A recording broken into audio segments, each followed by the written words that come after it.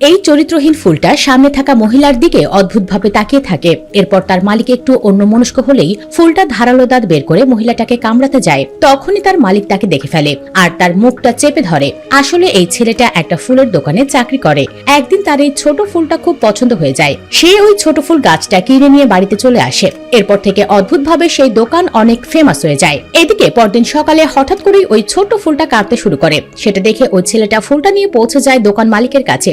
দোকান মালিক তাকে হুমকি দিয়ে বলে সে যদি ওই ফুলটাকে দ্রুত বড় না করতে পারে তাহলে তাকে চাকরি থেকে বের করে দেবে। সেটা শুনে ছেলেটা খুব ভয় পেয়ে যায়। সে বিভিন্নভাবে ফুলটার যত্ন নিতে থাকে তাকে বড় করার জন্য আর তার মন ভালো করার জন্য, কিন্তু কোনোভাবেই ফুলটার মন ভালো হয় না। এরই মাঝে হঠাৎ ছেলেটার হাত একটু কেটে রক্ত বের হলে ফুলটা তার হাতের দিকে অদ্ভুতভাবে তাকিয়ে থাকে। ছেলেটা তার কাছে গিয়ে যখন তার এই রক্তমাখা হাতটা এগিয়ে দেয় তখন ফুলটা মুখ খুলে সেটা খাওয়ার চেষ্টা করে।